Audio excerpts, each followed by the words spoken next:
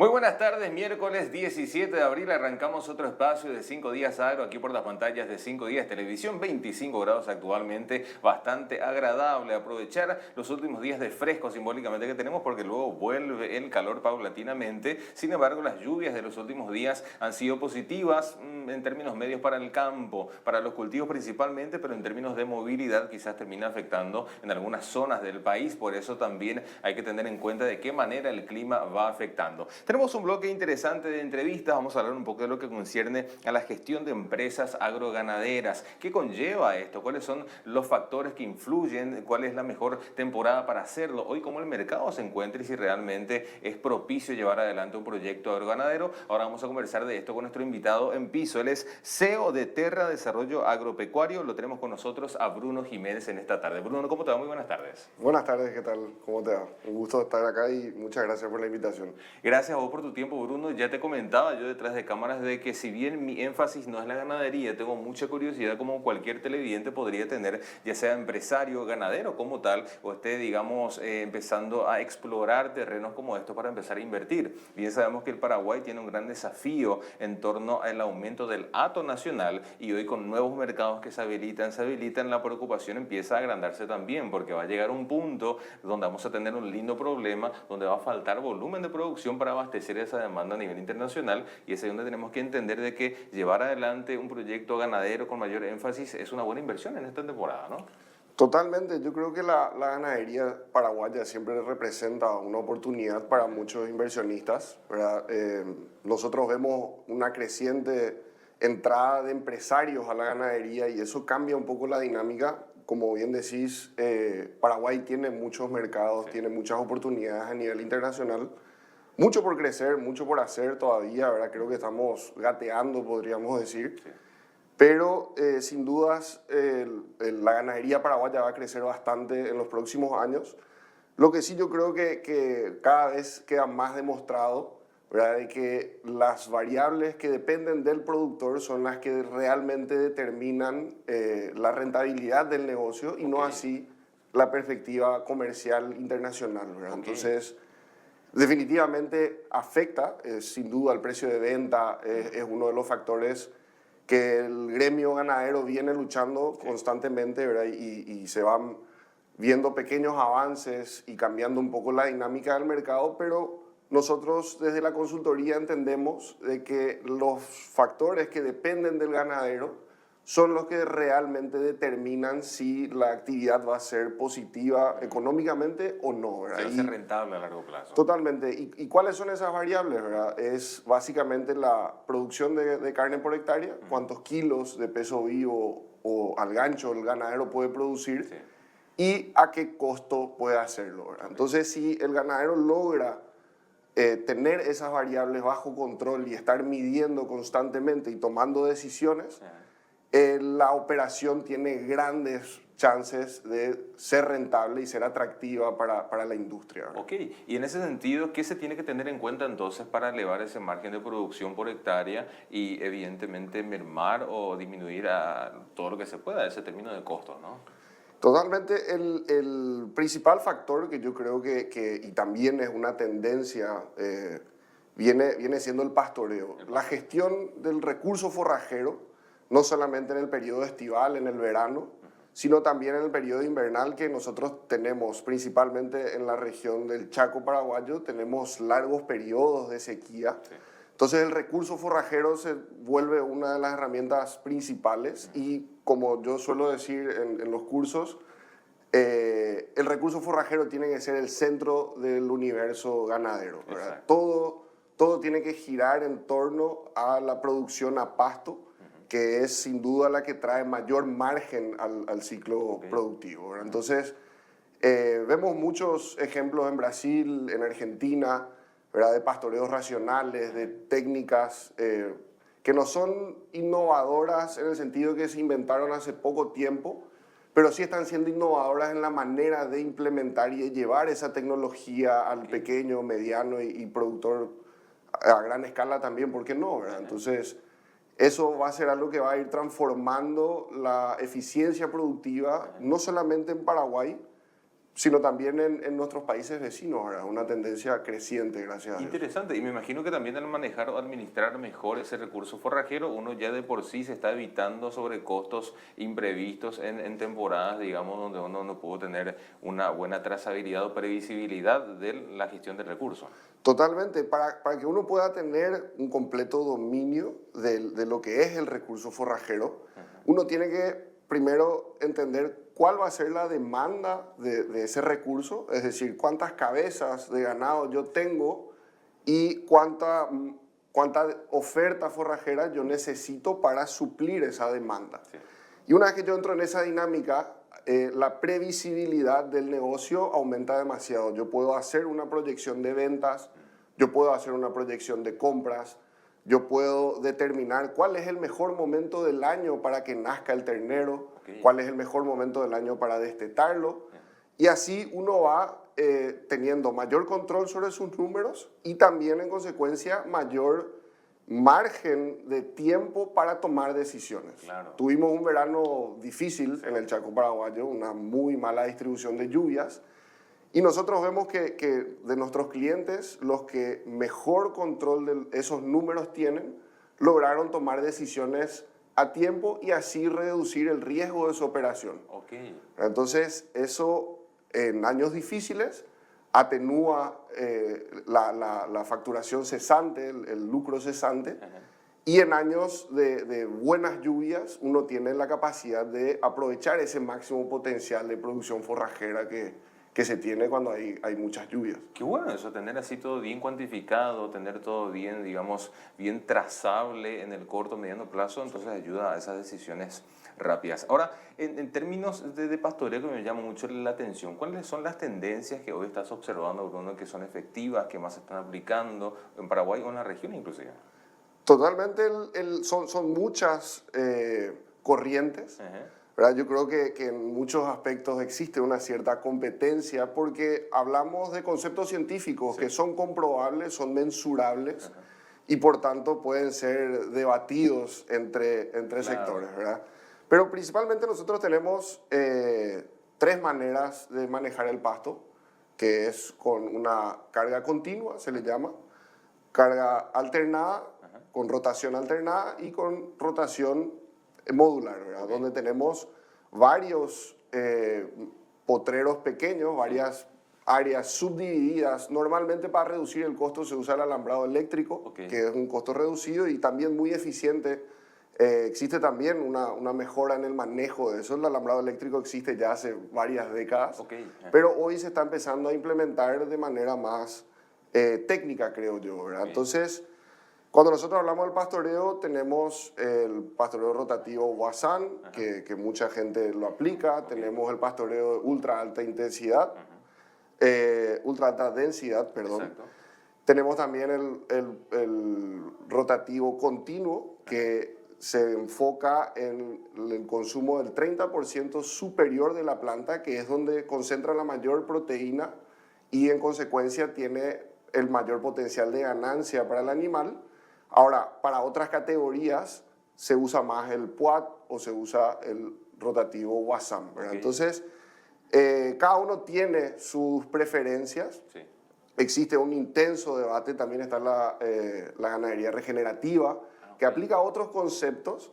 Yo creo que todos tienen sus puntos positivos y también tienen sus desafíos, ¿sí? Pero lo principal es que el pasto entra a la conversación. Exacto. De que estas conversaciones que hoy estamos teniendo con sus divergencias, pero la conversación está presente dentro del rubro ganadero, ¿verdad? Entonces, creo que ya pasamos por muchos avances en nutrición, muchos avances en mejoramiento genético, muchos avances en tecnologías.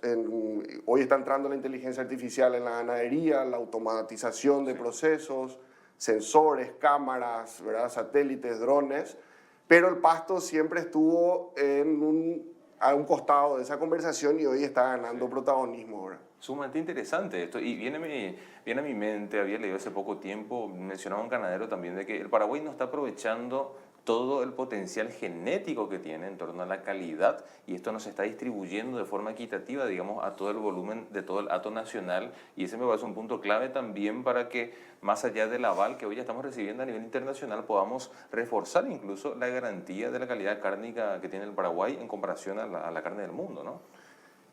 Hay una correlación directa entre el potencial genético de un animal y el alimento que consume. Entonces, nosotros tenemos y demostramos en exposiciones internacionales que tenemos un potencial genético envidiable para el tamaño del Paraguay y también el volumen de producción. Nosotros tenemos una buena carga genética. Ahora nuestro problema está en poder expresar ese potencial. Exacto. ¿Verdad? ¿Y cómo podemos potenciar la expresión genética de los animales? A través de la nutrición, pero utilizando el pasto como fuente principal, ¿verdad? Donde nosotros podemos alcanzar mayores pesos al destete, donde podemos alcanzar edades menores para la faena, la terminación de esos animales. Entonces, en la medida que nosotros podamos entregarle el insumo, la genética se va a poder expresar. ¿Verdad? Y en este caso, cuando hablamos del insumo forrajero o del recurso forrajero, es un recurso que depende mucho más de procesos que de dinero, de inyección de capital, ¿verdad? Es un aprendizaje dentro de una organización ganadera que se pueda optimizar la utilización de ese recurso, que básicamente lo que buscamos en la ganadería es transformar la energía del sol en carne.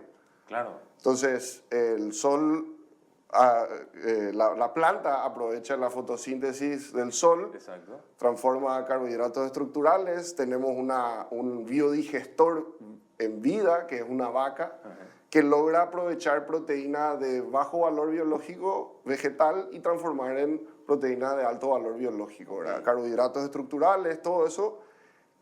Pocos organismos en el mundo logran transformar la celulosa en proteína animal, ¿verdad? Entonces nosotros, en la medida que podamos proveerle de esos recursos, de esos ingredientes que necesita el animal, nosotros vamos a tener mejor calidad de carne, ¿verdad? Mejores grados de terminación, mejores grados de marmolado de carnes, y así sucesivamente. Yo creo que por las dimensiones de Paraguay, nosotros podríamos apuntar en un futuro a entrar a un segmento de calidad de carne, ¿verdad? Donde también el productor pueda recibir por la calidad que produce, ¿verdad? Y no solamente estar apuntando a la carne commodity. Obviamente la carne commodity para Paraguay siempre va a ser la base estructural, pero existe una manera de agregar valor a la cadena productiva a través de la calidad de carne, ¿verdad? Es un punto demasiado clave, Bruno. Estoy seguro de que la teleaudiencia, aquel que nos acompaña, sea o no ganadero, sabrá comprender esta perspectiva,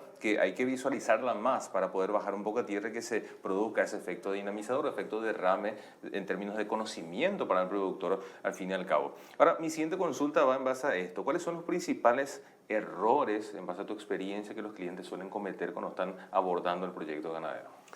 Bueno, entre los principales errores está la falta de profesionalización, ¿sí? de tener organigramas, de tener procesos, de tener informes. ¿Verdad? La generación del dato hoy es uno tal vez de los principales problemas de la ganadería. Existe una inmensa dificultad para poder obtener datos y a partir de esos datos transformar en informaciones y poder tomar decisiones que transformen el resultado de una empresa. Y pasa mucho por esa visión empresarial del negocio ganadero, ¿verdad? Ahí yo quiero mencionar que hay un papel muy importante que estamos haciendo los jóvenes dentro de la ganadería. Veo empresas en sucesiones generacionales, ¿sí? Y esa innovación, esa fuerza que traen los jóvenes, también obviamente con las herramientas que tenemos a disposición, tenemos una visión mucho más tal vez profesional del negocio, ya no tanto pasional.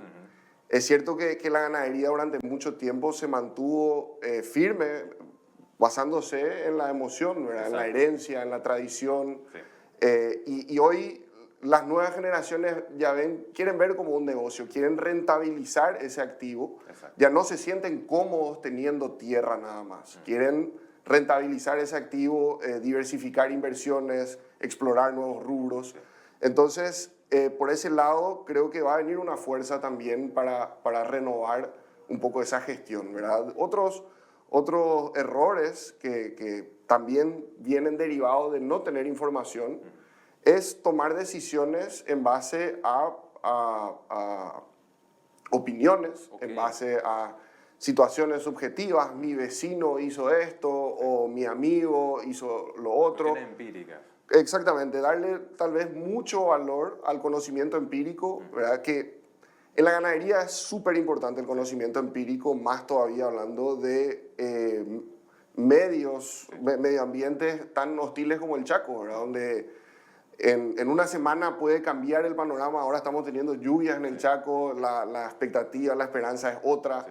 Se hace frente a la baja de precios que estamos teniendo de otra manera, ¿verdad? Hoy ya existe hay una buena parte de ganaderos que tienen una tranquilidad hoy porque o tienen agua y ahora van a tener pasto dentro de algunas semanas, ¿verdad? Pero ese conocimiento empírico tiene una limitación, ¿verdad? Y que es básicamente la comprobación de las decisiones que se toman, ¿verdad? Si yo me baso en informaciones científicas, en conocimiento consolidado de lo que es la producción de alimentos, yo me estoy basando en informaciones y tengo cómo medir y comprobar que lo que leí, lo que otros estudios demuestran, yo también lo demuestro. Ahora, un conocimiento empírico es más difícil, porque vos lo haces de una manera, yo lo hago de otra manera.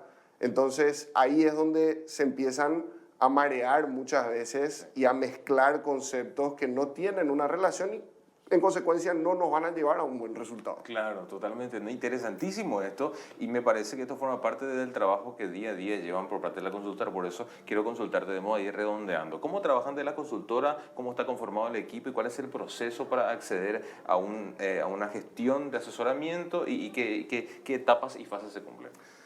Nosotros trabajamos primero entendiendo cuál es la realidad actual de nuestro cliente. Entonces, independiente a la necesidad o al por qué acudió a nosotros, nosotros primero queremos entender cuál es la realidad actual, ¿verdad? Cuál es su nivel de gestión, cuál es su nivel de procesos, cuáles son sus resultados obtenidos y cuáles son sus oportunidades y sus desafíos en lo que respecta a la actualidad. Claro. Una vez que entendemos cuáles son las variables que tenemos que intervenir, ahí nosotros procedemos a implantar una rutina de procesos, ¿verdad? Donde existe una colecta del dato, una información y por último una decisión. Entonces intentamos estructurar todos los procesos de la empresa en base a eso y que todo converja a una decisión. Porque una vez que existe una decisión, ahí se toman las acciones y el proceso se retroalimenta cíclicamente para siempre, ¿verdad? Sí. Una vez que la empresa ya puede generar información, ahí nosotros procedemos a hacer una planificación a largo plazo porque ya tenemos datos de la empresa, claro, y podemos proyectar eso a 5 y a 10 años, dependiendo ahí sí de la visión del propietario o del directorio de la empresa, ¿verdad? De repente dicen, bueno, queremos hacer confinamiento o queremos intensificar una cría o queremos integrar producciones agrícola, ganadera, forestal, y vamos haciendo entonces en base a eso una planificación y un flujo de caja, ¿verdad? Y el último servicio que tenemos es el desarrollo gerencial, que es el acompañamiento mensual de todos los procesos, de todas las rutinas. Mensualmente nos reunimos a analizar las informaciones generadas y trimestralmente interpretamos el resultado, analizamos el resultado y a partir de ahí hacemos las correcciones en las proyecciones que sean necesarias. Exacto. Entonces, con eso nosotros logramos primero adelantarnos a los problemas, poder pensar en soluciones antes que los problemas aparezcan. Sí. Y eso nos da una brecha de tiempo mayor para poder tomar decisiones con mayor información, ¿verdad? Claro. El equipo de Terra consta de 50 consultores en Brasil, Bolivia y Paraguay. Terra es una empresa brasilera que tiene 27 años en el mercado y en Paraguay actúa directamente hace 15. Entonces tenemos un equipo, un staff de profesionales bastante capacitados y tal vez Terra sea la empresa más grande de gestión de Sudamérica. Okay. ¿Verdad? Hoy tenemos 2.500.000 cabezas de ganado entre los 3 países siendo monitoreadas constantemente y generando informaciones. Y las personas que estén interesadas pueden ingresar a nuestra página de Instagram o también a la página web de Terra. Sí. Y eso le va a direccionar a mi número de contacto específicamente. Bueno, interesantísimo esto. Y para la gente que quiere ingresar a Instagram, ¿cómo tiene que escribir? Está @terradesarrollopy. Perfecto, y encuentra toda la... Ahí va a tener toda la información que necesita y está mi contacto.